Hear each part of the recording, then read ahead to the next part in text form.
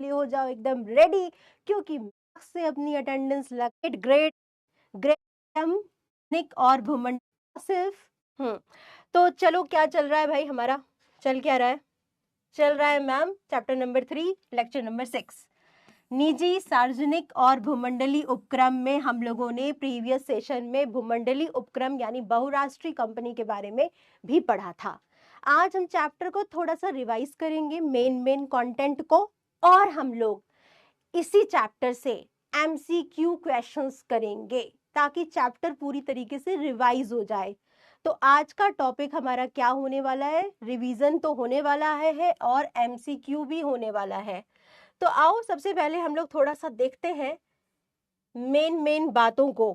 देखो इस पूरे चैप्टर में हमने क्या पढ़ा? इस पूरे चैप्टर में हम लोगों ने ये पढ़ा कि जो पब्लिक सेक्टर है, मतलब जो सरकारी क्षेत्र है, उसमें सरकार जो है वो कितने प्रकार से बिजनेस करती है, मतलब सरकारी क्षेत्र में क्या क्या चीजें आती हैं। तो विभागीय उपक्रम जिसे हम डिपार्टमेंटल अंडरटेकिंग बोल रहे थे, है ना, विभागीय उपक्रम। दूसरा क्या था? सार्वजनिक निगम, जिसे हम लोग पब्लिक कॉर्पोरेशन भी बोलते हैं और स्टेटरी कॉर्पोरेशन भी बोलते हैं, वैधानिक निगम या सार्वजनिक निगम। और तीसरा क्या था? सरकारी कंपनी था।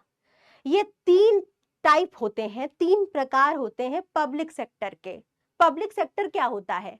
पब्लिक सेक्टर वह क्षेत्र होता है जिसमें सरकार के द्वारा कोई अगर व्यवसाय किया जाए, कोई ट्रेडिंग एक्टिविटी की जाए, कोई औद्योगिक क्रियाएं की जाए, जिसमें सरकार का स्वामित्व हो, सरकार का पैसा लगा हो, सरकार का कंट्रोल हो, उसे हम लोग सर्विस सेक्टर, पब्लिक सेक्टर बोलते हैं, सर्विस सेक्टर बोलते हैं। ठीक है, एक तरह से। तो पब्लिक सेक्टर का मतलब होता है जिसमें सरकारी नियंत्रण, सरकारी स्वामित्व, सरकारी प्रबंध हो। बात आ रही है साहब? बिल्कुल बिल्कुल बिल्कुल। गुड इवनिंग बच्चा लोग, गुड इवनिंग सभी लोगों को। सैफ, मंजू, शंकर, विक्रम, ठीक है। तो आइए थोड़ा सा डिफरेंस देखते हैं। अगर तीनों के बीच में डिफरेंस आ गया समझ में, तो हम तीनों को अच्छे से लिख सकेंगे। तीनों ही प्रकार के पीएसयू के बारे में हम लोग लिख पाएंगे अगर तीनों ही तरह के डिफरेंस हमें समझ में आ गए। ठीक है, तो देखो विभागीय उपक्रम, विभागीय उपक्रम का सबसे ज्यादा इंपॉर्टेंट एग्जाम्पल क्या है? रेलवे। विभागीय उपक्रम का गठन कैसे होता है, स्थापना कैसे होती है, एस्टैब्लिशमेंट कैसे होता है? ठीक है, कैसे होता है भैया? सरकार के द्वारा होता है। एक सरकारी विभाग के रूप में ये काम करते हैं, मंत्रालय के अधीन होते हैं, मिनिस्ट्री के अंडर में होते हैं। हर एक विभागीय उपक्रम का एक मंत्रालय होता है, वही मंत्रालय उसकी स्थापना करता है और उनको देखता है, उनका पूरा फंडिंग देखता है, पूरा कंट्रोल रखता है मंत्रालय विभागीय उपक्रम का। जैसे रेलवे मिनिस्ट्री जो है वो रेलवे डिपार्टमेंट को देखती है। ठीक है, ये कैसे बनते हैं सार्वजनिक निगम? संसद अथवा राज्य विधानसभा में, हमारी पार्लियामेंट में एक स्पेशल एक्ट को पास करा करके, एक अधिनियम को पास करा करके इनका निर्माण किया जाता है। जैसे एलआईसी, जीवन बीमा निगम। जीवन बीमा निगम की स्थापना कैसे हुई? संसद में, हमारे पार्लियामेंट में एक एक्ट पास किया गया था, जीवन बीमा निगम एक्ट 1956, 1956। उस एक्ट में एलआईसी से रिलेटेड सारे नियम, कायदे, कानून लिखे थे। तो संसद में या विधानसभा में एक अधिनियम पारित करवा करके उस पे वोटिंग होता है, वोटिंग करवा करके एक्ट को जब पास कर दिया जाता है, तो फिर उसी एक्ट के अंडर में आपका क्या होता है? सार्वजनिक निगम काम करते हैं। तो इसकी स्थापना कैसे होती है? संसद और विधानसभा में के सत्र में एक स्पेशल विशेष अधिनियम या कानून को पास करवा के होती है। ठीक है, life insurance corporation of India. ठीक, चलो एलआईसी। सरकारी कंपनी क्या है भैया? सरकारी कंपनी की स्थापना कैसे होती है? कंपनी अधिनियम 2013 के प्रावधान के अनुसार, यानी कंपनी एक्ट 2013 का जो प्रोविजन है उसी के अनुसार सरकारी कंपनी का भी एस्टैब्लिशमेंट होता है। बस फर्क क्या है? फर्क ये है कि एक सरकारी कंपनी में सरकारी अंश ज्यादा होता है, सरकार का पैसा ज्यादा होता है। ठीक है, इसके बाद देखो ओनर की बात करते हैं, स्वामित्व, मालिक कौन होता है किसमें, मालिक का की बात हो रही भैया। मालिक कौन होगा, जो पैसा लगाएगा। मालिक कौन होगा, जो पूंजी लगाएगा। मालिक कौन होगा, जो कैपिटल ज्यादा देगा, वही मालिक होगा। ठीक है, तो विभागीय उपक्रम में पूर्ण सरकारी स्वामित्व होता है और अनिवार्य होता है, कंपलसरी होना चाहिए कि सरकार का ही मालिकाना हक होना चाहिए। ठीक है, हाँ भैया आज पोल की बारिश होगी, आज पोल ही पोल होगा। ठीक है, अच्छा 2013, हाँ कंपनी एक्ट 2013 के अनुसार ही बच्चा सरकारी कंपनी की स्थापना होती है। तो इसका स्वामित्व, इसका मालिक कौन होता है, इसका मालिक होता है विभागीय उपक्रम का सरकार। अनिवार्यतः पूर्णतः सरकारी स्वामित्व इसमें भी होता है, सार्वजनिक निगम में भी सरकार ही मालिक होती है, सरकार ही ओनर होती है। सरकारी कंपनी में कम से कम 51% सरकारी स्वामित्व होने की वजह से सरकार मालिक मानी जाएगी, सरकार भी स्वामी मानी जाएगी, ओनर मानी जाएगी। मैनेजमेंट कौन देखेगा, मैनेजमेंट का मतलब समझते हो, डिसीजन कौन लेगा, निर्णय कौन लेगा, पॉलिसी कौन बनाएगा, नीति कौन बनाएगा, तीनों ही संगठन में नीतियां कौन कौन बनाएंगे, संबंधित मंत्रालय, ministry, railway ministry, railway department से रिलेटेड जितने भी नियम हैं, पॉलिसी नीतियां हैं, बनाएगी। ठीक है, इसको समझ जाना। ठीक, तो संबंधित मंत्रालय जो होता है वो मैनेजमेंट का काम देखता है, कहाँ, विभागीय उपक्रम में। सार्वजनिक निगम में कौन देखता है, स्टेटरी कॉर्पोरेशन में कौन देखता है, सरकार द्वारा मनोनीत संचालक। सरकार कुछ लोगों को, कुछ गवर्नमेंट ऑफिसर्स को नियुक्त करती है, अपॉइंट करती है इनका मैनेजमेंट देखने के लिए। तो सरकार के डायरेक्टर्स होते हैं, सरकार के मनोनीत डायरेक्टर्स होते हैं जो इनका काम देखते हैं, मैनेजमेंट देखते हैं। सरकारी कंपनी में कौन लोग देखते हैं, बोर्ड ऑफ डायरेक्टर, संचालक मंडल, जिसमें सरकार के द्वारा नियुक्त लोग भी होते हैं। ठीक, तो निजी व्यक्ति के साथ साथ सरकारी जो स्वामित्व वाले सरकारी जो संचालक मंडल होते हैं वो लोग भी प्रबंध देखते हैं। वित्तीय संसाधन कहाँ से प्राप्त करते हैं भैया, फाइनेंस, पैसा रुपया पूंजी कहाँ से आती है इन लोगों की, तो ये देखो पूर्णतः सरकार के द्वारा सामान्य बजट के माध्यम से जनता से ये ऋण नहीं ले सकते बच्चा, यानी रेलवे जनता से ऋण नहीं ले सकता है। रेलवे पैसे का प्रबंध कहाँ से करेगा, सरकारी खजाने से करेगा, सरकारी बजट को पास करके इसका पैसा या वित्त दिया जाता है। ठीक है, विभागीय उपक्रम का, डिपार्टमेंटल अंडरटेकिंग का। इसके बाद देखो सार्वजनिक निगम की अगर हम बात कर रहे हैं तो इसमें पूंजी कैसे आती है, सरकार पूंजी देती है। ठीक है, सरकार अंश देती है, पैसा लगाती है इसमें, और साथ ही साथ ये जनता से भी ऋण ले सकते हैं, जनता से भी ये उधार ले सकते हैं।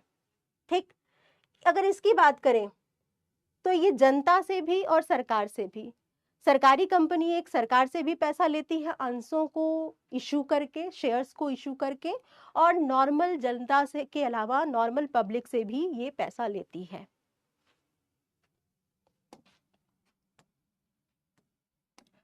इसके बाद देखो अगर हम नियुक्तियों की बात करें, अपॉइंटमेंट्स की बात करें, कर्मचारियों की बात करें, तो विभागीय उपक्रम में काम करने वाला हर एक वर्कर सरकारी कर्मचारी माना जाएगा। उसका नियुक्ति या तो यूपीएससी के थ्रू होगा, यूनियन पब्लिक सर्विस कमीशन के थ्रू होगा, या स्टाफ सर्विस बोर्ड के थ्रू होगा। ठीक है, या फिर रेलवे अपना एक रिक्रूटमेंट बोर्ड चलाता है उसके थ्रू होगा। तो ये कर्मचारी क्या होते हैं, सभी कर्मचारी सरकारी कर्मचारी की श्रेणी में यहाँ पर आते हैं विभागीय उपक्रम में। सार्वजनिक निगम में क्या होता है बच्चा, सार्वजनिक निगम में जो कर्मचारी लोग काम कर रहे होते हैं उन्हें हम लोग सरकारी वर्कर नहीं बोल सकते हैं। ठीक है, क्यों नहीं बोल सकते हैं, क्योंकि इनकी अपनी नियुक्ति बोर्ड होती है, इनका खुद का सिलेक्शन बोर्ड होता है जो इनके वर्कर को सिलेक्ट करता है, इनके खुद के रूल्स होते हैं, नियम होते हैं अपने वर्कर के लिए। सरकारी कंपनी में काम करने वाले जो लोग होते हैं उनकी नियुक्तियां कंपनियों के द्वारा स्वयं के नियमों के आधार पर की जाती हैं। ठीक है, यानी सरकारी कंपनी में भी अपने नियम होते हैं वर्कर को अपॉइंट करने के। पृथक वैधानिक अस्तित्व कहाँ पाया जाता है? विभागीय उपक्रम में पृथक वैधानिक अस्तित्व नहीं होता है। मतलब विभागीय उपक्रम अपने नाम से संपत्ति नहीं खरीद सकता है, ठीक है, अपने नाम से बिजनेस नहीं चला सकता है। लो, हैप्पी बर्थडे शुरू हो गया, बर्थडे बर्थडे। सार्वजनिक निगम में क्या हो रहा है, यहाँ पर लगी पड़ी हैं और बच्चे लोग अपना बर्थडे का केक वहां पर काट रहे हैं। इधर देखिए, सार्वजनिक निगम में क्या हो रहा है, इनका पृथक वैधानिक अस्तित्व होता है। मतलब स्टेटरी कॉर्पोरेशन अपने नाम से संपत्ति परचेस कर सकता है, मुकदमा लड़ सकता है, इन पर मुकदमा किया जा सकता है। है पृथक वैधानिक अस्तित्व है। तो भाई हैप्पी बर्थडे शीतल। तो पृथक वैधानिक अस्तित्व होता है इनमें भी और सरकारी कंपनी में भी होता है पृथक वैधानिक अस्तित्व। बेटा पृथक वैधानिक अस्तित्व समझते हो ना? नहीं समझते हो कि समझते हो? चलो बताती हूँ मैं तुम लोगों को, थोड़ा सा ध्यान से समझना इस बात को। मेरी एक कंपनी है, मेरी कंपनी का नाम क्या है? क्या रखूं नाम? खुश? श्वेता खुश हो गई, अभी बर्थडे मना रही है। तो मेरी कंपनी का नाम है और ऑल ऑफ सडन मैं कहीं घूमने जा रही थी, मैं घूमने जा रही थी और अचानक से एक्सीडेंट हो गया मेरा। हाँ, बड़े खुश हो रहे हो तुम लोग कि चलो मैम से छुट्टी मिल गई, मैम कुछ दिन अब क्लास नहीं लेंगी। अच्छा, तो मेरा एक्सीडेंट हो गया और इतना भयंकर एक्सीडेंट हुआ कि मेरी जो डेड बॉडी है, मतलब पता नहीं, हाँ ऐसा ही कुछ हुआ था, मतलब मैं मिली नहीं उस एक्सीडेंट में, किसी खाई में गिर गई थी।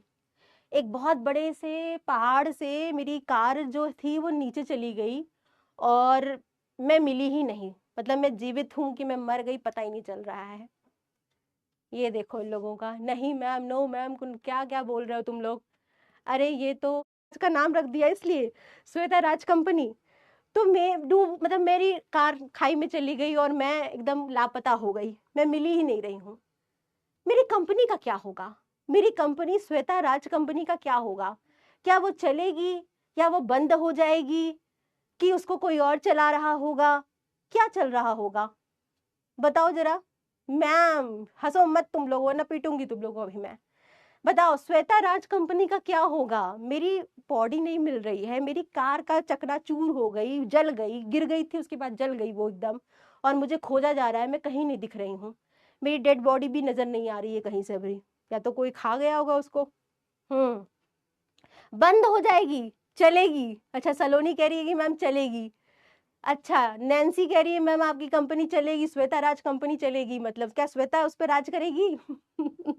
हाँ, श्वेता उस पर राज करेगी? मेरी कंपनी थी, मैंने स्टार्ट की थी, मैंने पैसा लगाया था उसमें, मेरे वर्कर वहां काम कर रहे थे, मेरे कुछ और साथ में पार्टनर्स भी थे, ठीक है? आपकी, अच्छा आपकी आत्मा चलाएगी, पिटोगे? अच्छा मेरी आत्मा, मेरा भूत, मेरी आत्मा? अरे शुभ शुभ बोलो तुम लोग। तुम लोगों को ये कहना चाहिए था मैम आपकी डेड बॉडी, क्या आपकी बॉडी मिल जाएगी? मतलब बॉडी नहीं, मैं मिल जाऊंगी, है ये बोलना चाहिए। कंपनी का मतलब ही हो गया कि वो रजिस्टर्ड है, उसका खुद का एक अस्तित्व है जो मेरे एग्जिस्टेंस से अलग है। मैं जीऊं मैं मरूं, मैं भले उसमें फाउंडर थी, भले वो मेरी कंपनी थी, भले उसमें मैंने पैसा लगाया था, लेकिन मेरी मृत्यु भी हो जाए तो भी मेरी कंपनी चलेगी, क्योंकि कंपनी का पृथक वैधानिक अस्तित्व होता है।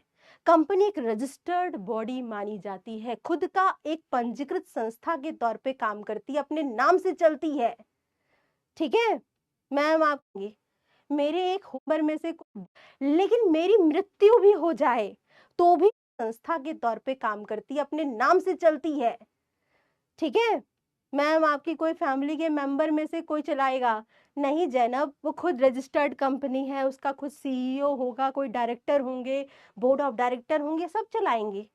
मेरे एक होने ना होने से फर्क नहीं पड़ेगा, सब आपस में पार्टनर्स बन करके सब आपस में कंपनी का लाभ इधर उधर बांटेंगे, मेरे ना रहने पर तो और मौज मस्ती करेंगे सब, ठीक है? तो पृथक वैधानिक अस्तित्व का मतलब होता है कि आपकी संस्था चल रही है, भले आप रहे ना रहे, भले मालिक रहे ना रहे, चलती रहेगी। तो सरकार तो पैसा लगा रही है इसमें, लेकिन सरकार के नाम से ये नहीं जानी जाती हैं। LIC, GIC, RBI सरकार के नाम से नहीं चलती हैं। इनकी खुद की अपनी पहचान होती है, खुद का अपना अस्तित्व होता है बच्चा, खुद का एक स्पेशल एक्ट होता है जो इन्हें चलाता है। तो पृथक वैधानिक अस्तित्व इनमें भी होता है और सरकारी कंपनी में भी होता है। सरकार के बदलने से इन पर फर्क नहीं पड़ेगा, ये चलेंगी। हाँ, इनके इंटरनल मैनेजमेंट पर पड़ सकता है थोड़ा बहुत इंटरफेरेंस, बट इनका ऐसा नहीं है कि ये बंद हो जाएंगी, ये चलती रहेंगी। ठीक है, ओके। तो बच्चा ये चीज समझ में आया, संपत्ति नहीं खरीद सकती है, लेकिन ये लोग खरीद सकते हैं। प्रशासनिक स्वतंत्रता की अगर हम बात करें कि काम करने की फ्रीडम कहाँ होती है, तो काम करने की मैनेजर्स को, बोर्ड ऑफ डायरेक्टर को फ्रीडम कहाँ होती है? सबसे ज्यादा होती है सरकारी कंपनी में। सरकारी कंपनी के जो बोर्ड ऑफ डायरेक्टर है, निदेशक मंडल है, वो अपने तरीके से डिसीजंस कभी कभी ले पाते हैं ऑन पेपर, पेपर में लिखा है। इसमें तो बिल्कुल भी नहीं रहती है, विभागीय उपक्रम में बिल्कुल भी फ्रीडम नहीं है। ठीक है, मतलब हर एक काम में गवर्नमेंट का इंटरफेरेंस देखने को मिलता है, गवर्नमेंट का हस्तक्षेप। इसमें कुछ हद तक ऑटोनोमी होती है, कुछ हद तक ये डिसीजंस अपने से ले सकते हैं। कौन लोग? सार्वजनिक निगम वाले लोग। ठीक है, तो ये बेसिक डिफरेंसेस था। और भी कुछ है? हाँ, और भी कुछ है। कहाँ सुटेबल है बेटा, कहाँ उपयोगी है, किस तरह के कामों में विभागीय उपक्रम ज्यादा देखने को मिलता है? तो देखो, उपयोगिता के आधार पर अगर हम देखें तो जहां गोपनीयता की ज्यादा जरूरत हो, जहां सेक्रेसी, जहां लोगों को पता न चले, निजी लोगों को पता न चले कि बिजनेस में हो क्या रहा है, जैसे सुरक्षा, आर्म फोर्सेस में हथियार बनाने वाले जो हमारे डिपार्टमेंट्स हैं, वो क्या होने चाहिए? वो पूरी तरह से विभागीय उपक्रम होने चाहिए। सार्वजनिक निगम कहाँ सुटेबल है? जहां सार्वजनिक हित की बात हो रही हो, जहां अधिक पूंजी लगाई जाने की जरूरत हो, वहां पर आप बना सकते हो स्टेटरी कॉर्पोरेशंस। ठीक है, जहां विशेषकर जहां आर्थिक गतिविधियों को बढ़ावा देना हो, वहां पर सरकारी कंपनी सुटेबल होती है। जहां अर्थव्यवस्था का विकास करना हो, वहां पर। उदाहरण के लिए अगर हम बात करें तो डाक तार विभाग हो गया, भारतीय रेलवे हो गया, युद्ध सामग्री कारखाना हो गया, ये सब एग्जाम्पल है बेटा विभागीय उपक्रम के। सार्वजनिक निगम के LIC, RBI, ONGC आदि ये सारे एग्जाम्पल हैं, और सरकारी कंपनी के HMT, कोल इंडिया, ये सारे एग्जाम्पल हैं। चलो अब बात करते हैं हम लोग फटाफट राउंड की। फटाफट राउंड का मतलब, फटाफट राउंड का मतलब MCQ सेशन की। ठीक है, चलिए तो फट से तक MCQ क्वेश्चन चाहते हो तुम राज्य विधानसभा द्वारा? अब मजा आएगा, मुस्कान कह रही है। चलो, तो मजा के साथ सजा भी हो जाएगी अगर तुम लोगों ने गलत आंसर किया तो।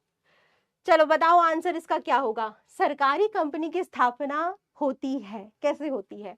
संसद के द्वारा, राज्य विधानसभा द्वारा, भारतीय कंपनी अधिनियम के द्वारा, बैंकिंग कंपनी अधिनियम के द्वारा। बताओ क्या होगा इसका राइट आंसर? तो इस द्वारा कह रहे हैं। अभी मुस्कान पिटोगी तुम, है? धानु और धन्नो में बनी है, कंपनी है। चलो, तो इसका राइट आंसर क्या होगा? भारतीय कंपनी अधिनियम द्वारा। बेटा कंपनी है, कंपनी है, भले गवर्नमेंट कंपनी ही क्यों ना हो, सरकारी कंपनी है तो उसे बिल्कुल उसी तरह, यानी कंपनी अधिनियम 2013 की धाराओं के अनुसार इसका स्थापना की जाती है। तो इसका राइट आंसर रिया। इट्स LIC उदाहरण है किस प्रकार की संस्था का होना था? प्रतिभा, अमित, मुस्कान, हर्ष, मनी, कशिश, राज, सलोनी, रिया, इरशाद, ये टॉप 10 बच्चे हैं हमारे। चलिए नेक्स्ट क्वेश्चन पर आते हैं। जीवन बीमा निगम यानी LIC, ठीक है, LIC उदाहरण है किस प्रकार की संस्था का?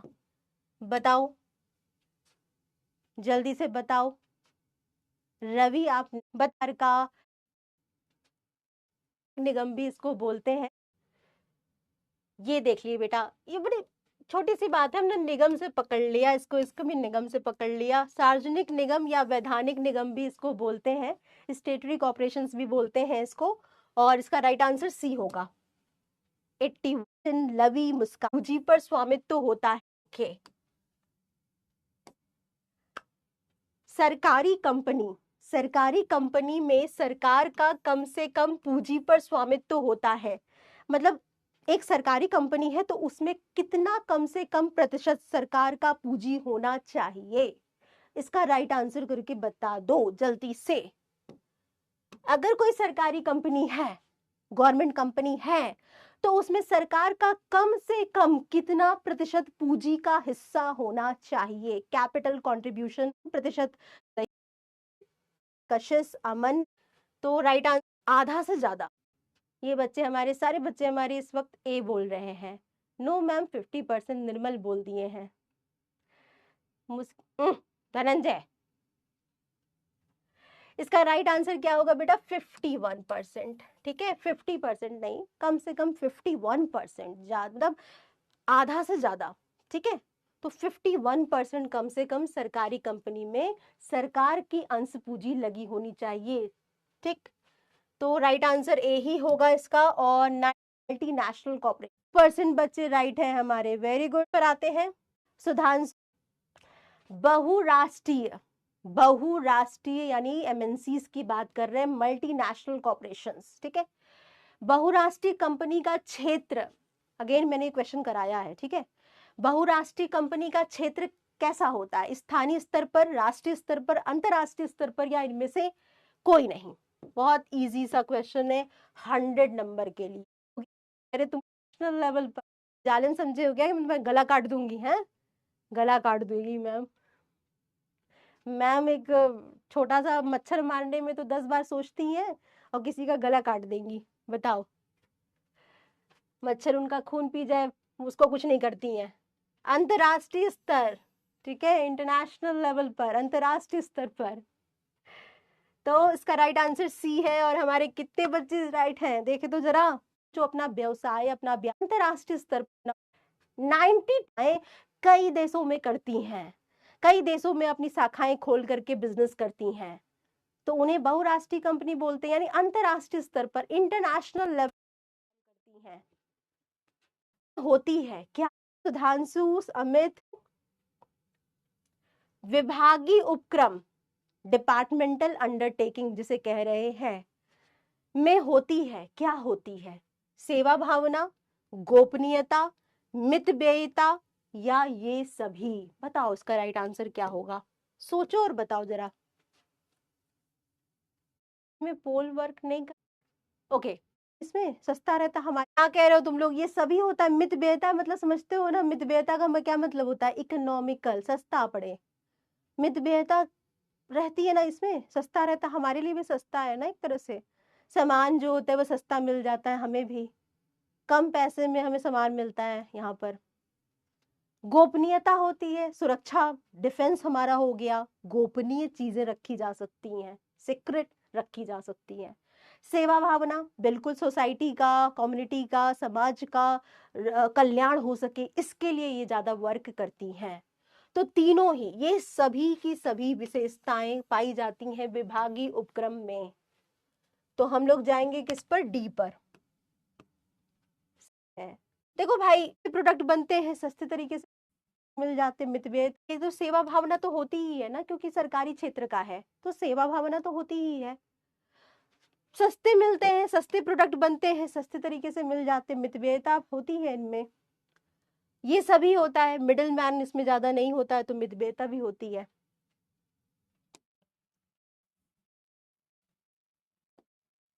औद्योगिक वित्त निगम किस प्रकार की संस्था का उदाहरण है? बताओ, सोचो और बताओ। आईएफसी, ठीक है, किस प्रकार की संस्था का उदाहरण है औद्योगिक वित्त निगम? ये उद्योगों को वित्त प्रदान करने वाली एक संस्था होती है, इसको बनाया गया है। अब ये किस प्रकार का सरकारी क्षेत्र में आएगा? सोचो और बताओ जल्दी से। सार्वजनिक निगम, सरकारी कंपनी, विभागीय उपक्रम, या इनमें से कोई नहीं?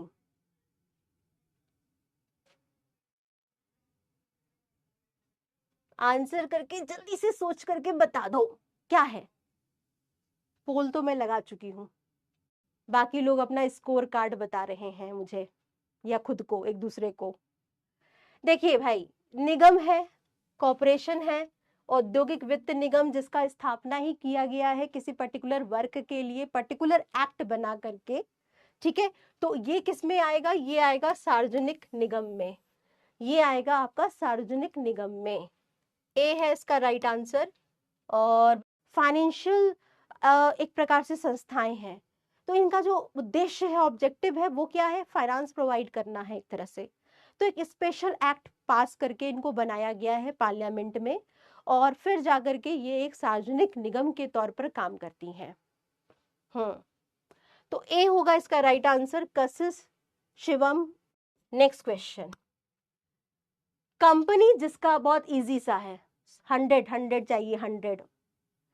कंपनी जिसका व्यवसाय या उत्पादन एक देश से अधिक देशों में होता है, ऐसी कंपनी को क्या कहा जाता है, बताओ, बोलो, सोचो और बोलो। चल जिस लो, तो इसका राइट आंसर क्या होगा, बहुराष्ट्रीय कंपनी होगा, मल्टीनेशनल कंपनी होगा, जो कई देशों में अपना व्यवसाय व्यापार करती हैं। ये अपना बोर्ड में, उसमें तुम्हारा नाम वाला क्वेश्चन है, डिपेंड करता है तुमने कितना राइट किया है, ठीक है। आगे बढ़ते हैं फिर हम लोग। भारत में व्यापार के वैश्वीकरण का प्रभाव हुआ है, बताओ जरा, थोड़ा सा सोचने वाला क्वेश्चन है। भारत में जो वैश्वीकरण हुआ, ग्लोबलाइजेशन हुआ,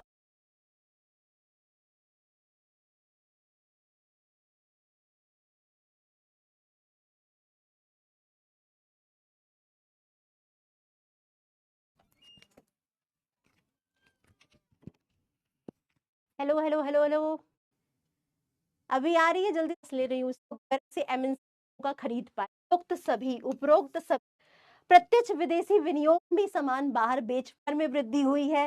यस, बहुत ज्यादा प्रोडक्शन, वैश्वीकरण की वजह से, ग्लोबलाइजेशन की वजह से, एमएनसीज के इंडिया में आने की वजह से क्या हुआ, उत्पादन के आकार में वृद्धि हुई है। यस, बहुत ज्यादा प्रोडक्शन हो पाया, बहुत सारी कंपनी हमारे यहाँ स्टैब्लिश हो पाई, ठीक है, अंतरराष्ट्रीय व्यापार हो पाया, हम भी सामान बाहर बेच पाए, और हमारे देश में भी बहुत सारी कंपनी आ पाई, जिसकी वजह से हम भी सामान लोगों का खरीद पाए, ठीक है। प्रत्यक्ष विदेशी विनियोग हुआ, डायरेक्ट फॉरेन कैपिटल हमारे यहाँ लगा, पूंजी आई, करेंसी आई, ठीक है। तो उपरोक्त सभी इसका राइट आंसर होगा डी, इट। वेरी गुड, बहुत बढ़िया। चलिए नेक्स्ट क्वेश्चन पर आते हैं हम लोग। निम्न में से कौन सा निजी उपक्रमों का प्रारूप नहीं है, निजी उपक्रम यानी प्राइवेट कंपनी का फॉर्म या रूप नहीं है, बताओ जल्दी से। निजी सेक्टर जिसमें निजी लोगों का पैसा लगे, जल्दी बताओ। अभी भी सब डी डी लिख रहे हैं। इसका राइट आंसर करके बताओ बेटा, निम्न में से कौन सा निजी उपक्रम का प्रारूप नहीं है, प्राइवेट सेक्टर का फॉर्म नहीं है, कौन सा, प्राइवेट सेक्टर में कौन सा नहीं है, मेरा लीडर बोर्ड पे नाम नहीं आ रहा, पब्लिक सेक्टर में नहीं आता, प्राइवेट सेक्टर में आता है, ठीक है। साझेदारी यानी पार्टनरशिप, ये भी प्राइवेट सेक्टर में आता है। संयुक्त पूंजी कंपनी, ये भी प्राइवेट सेक्टर में आएगा, लेकिन विभागीय उपक्रम जो है ये पीएसयू होता है, पब्लिक सेक्टर यूनिट होता है, ठीक है। तो बी है इसका राइट आंसर। और हमारे 60 स्टॉक है का मतलब बताओ, बहुराष्ट्रीय कंपनी में केंद्रीय नियंत्रण, सेंट्रलाइज्ड कंट्रोल का मतलब होता है डैश द्वारा नियंत्रण करने से। बताइए इसका राइट आंसर क्या होगा कि बहुराष्ट्रीय कंपनी का केंद्रीय नियंत्रण कौन करता है, सेंट्रलाइज्ड कंट्रोल कौन करता है। आ जा रहा, बहुराष्ट्रीय कंपनी में केंद्रीय नियंत्रण का अभिप्राय डैश द्वारा केंद्रीय नियंत्रण, सेंट्रलाइज कंट्रोल कौन देखता है?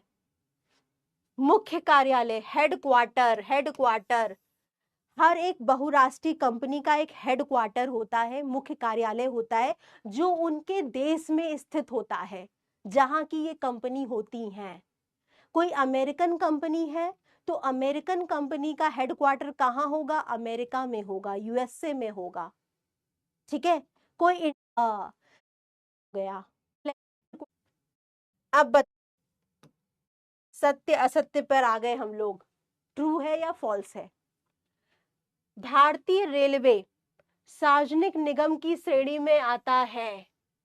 भारतीय रेलवे सार्वजनिक निगम की श्रेणी में आता है, सत्य है या असत्य है? ट्रू है या फॉल्स है? बताओ। 45 सेकेंड्स का टाइमर लगाया है मैंने। तो पता है ये गलत है, ये असल। बहुत तेजी से आंसर करने वाले धुरंधर यहाँ पर बैठे पड़े हैं, जो जस्ट 1 सेकंड में आंसर कर देते हैं, इसीलिए ये टॉप 10 में यहाँ दिखते हैं। लेकिन जब मैं लास्ट में लीडर बोर्ड दिखाऊंगी और अगर तुम लोगों ने सबने सही आंसर किया है तो तुम्हारा नाम भी आ सकता है। चलो, तो ये क्या है बेटा? भारतीय रेलवे सार्वजनिक निगम की श्रेणी में आता है, ये गलत है, ये असत्य है। किसमें आता है? विभागीय उपक्रम में आता है। किसमें आता है? विभागीय उपक्रम में आता है भारतीय रेलवे। तो ये असत्य है, बी होगा इसका राइट आंसर। और देख, भाग्यवती शिवम लवी। चलिए नेक्स्ट क्वेश्चन पर आते हैं। बताओ, विभागीय उपक्रम पर अनिवार्यतः पूर्ण सरकारी स्वामित्व होता है, ट्रू है या फॉल्स है? विभागीय उपक्रम यानी डिपार्टमेंटल अंडरटेकिंग पर पूरी तरह से सरकार का ओनरशिप होता है। बताओ, तुम तो बोलोगी ही, तो सब करता है।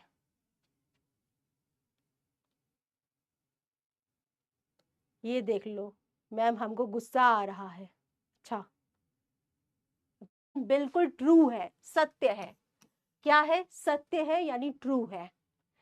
ए है इसका राइट आंसर। और हमारे 70, ये देखो, इन सब क्वेश्चन पर आते हैं।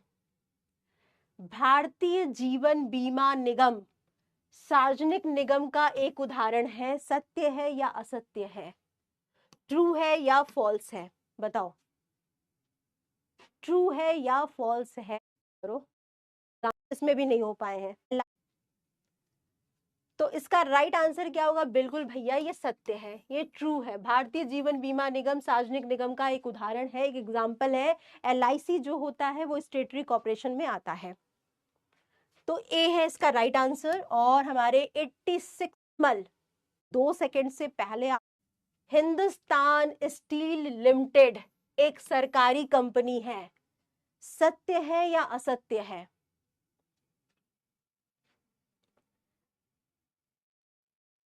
हाँ श्वेता, तो तुम क्यों कॉपी करने पे लगी हुई हो? यही तो तुम लोग की प्रॉब्लम है, तुम लोग ना चैट को देखते हो। पहले सही हुआ था, अभी आंसर क्या होगा? ये सीमेंट में है, असत्य है। सब हिंदुस्तान स्टील लिमिटेड एक सरकारी कंपनी है, बिल्कुल ये स्टेटमेंट ट्रू है, ये सत्य है, ये सत्यों की एक हानि है।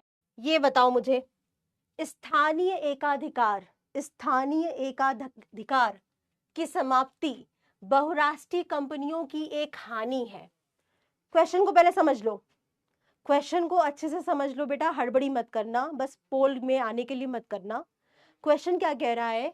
स्थानीय एकाधिकार मतलब मोनोपोली को खत्म करता है बहुराष्ट्रीय कंपनी, क्या ये इसकी एक हानि है? बताओ, अब करो आंसर। हो गई है बैच में। चलो, तो इसका देखो राइट आंसर क्या होगा? स्थानीय एकाधिकार की समाप्ति एक लाभ होता है, एक लाभ होता है बेटा किसी भी देश के लिए, किसी भी राष्ट्र के लिए। तो बहुराष्ट्रीय कंपनी का ये एक लाभ है, हानि नहीं है। तो ये स्टेटमेंट क्या हो जाएगा, असत्य हो जाएगा। ये स्टेटमेंट रॉन्ग है, असत्य। परसेंट बच्चे उद्योगों को खतरा बहुत। अब बताओ, घरेलू उद्योगों, ठीक है, घरेलू उद्योगों को खतरा बहुराष्ट्रीय कंपनियों की एक हानि है। क्या ये स्टेटमेंट ट्रू है या फॉल्स है? सोचो और बताओ। बहुराष्ट्रीय कंपनियों के आने से जो घरेलू उद्योग हैं उनको खतरा हुआ है, ये एक हानि है, बहुराष्ट्रीय कंपनी की एक लिमिटेशन है। क्या ये स्टेटमेंट ट्रू है या फॉल्स है? ओ, यहाँ बच्चे श्वेता कह रही है बी होगा, अन्नपूर्णा कह रही है बी होगा, असत्य है ये। अच्छा, प्रिया कह रही है क्वेश्चन के लिए भी, छोटे कुटीर उद्योग, लघु उद्योग। जब बहुराष्ट्रीय कंपनियां आती हैं किसी भी देश में, तो वहां के जो घरेलू उद्योग होते हैं उनके लिए खतरा बन जाती हैं, थ्रेट बन जाती हैं। तो ये क्या है, बहुराष्ट्रीय कंपनियों की एक हानि है, बिल्कुल हानि है। तो ये स्टेटमेंट क्या हो जाएगा, ये स्टेटमेंट सत्य होगा, ट्रू होगा। ये स्टेटमेंट, ये कथन जो बताया गया है कि घरेलू उद्योगों को खतरा बहुराष्ट्रीय कंपनियों के आने से है, ये इसकी एक हानि है, बिल्कुल ये सत्य है, ये ट्रू है, हानि है।